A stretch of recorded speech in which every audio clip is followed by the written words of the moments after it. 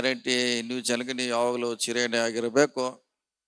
ಅವರೇನು ನಿಮ್ಮ ಮೇಲೆ ಆಸೆ ಇಟ್ಟು ನಿಮ್ಮನ್ನು ಆಯ್ಕೆ ಮಾಡಿದ್ದಾರೆ.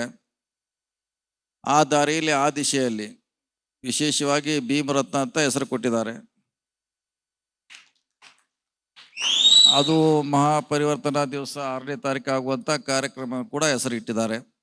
ಡಾಕ್ಟರ್ ಬಾಬಾ ಸಾಹೇಬ್ ಅಂಬೇಡ್ಕರ್ ಅವರ ಏನು ಕಷ್ಟ ಪಟ್ಟಿದ್ದಾರೆ ಅದು ನಿಮಗೆ ಅರಿವು ಬರಬೇಕು. ಈ ಪ್ರಶಸ್ತಿಯಿಂದ ನಿಮ್ಮ ಜೀವನದಲ್ಲಿ ಬೇರೆಯವರಿಗೆ ನಾನು ನನ್ನ ಸೇವೆ ಮುಡಿಪಾಗಿರ್ಬೇಕು ಅನ್ನೋದು ಆ ಜ್ಞಾನ ಬರಬೇಕಂತ ಬಹುಶಃ ಅದನ್ನು ಕಾರ್ಯಕ್ರಮ ಮಾಡಿದಂತ ನಾನು ಭಾವಿಸ್ತಾ ಇದ್ದೇನೆ.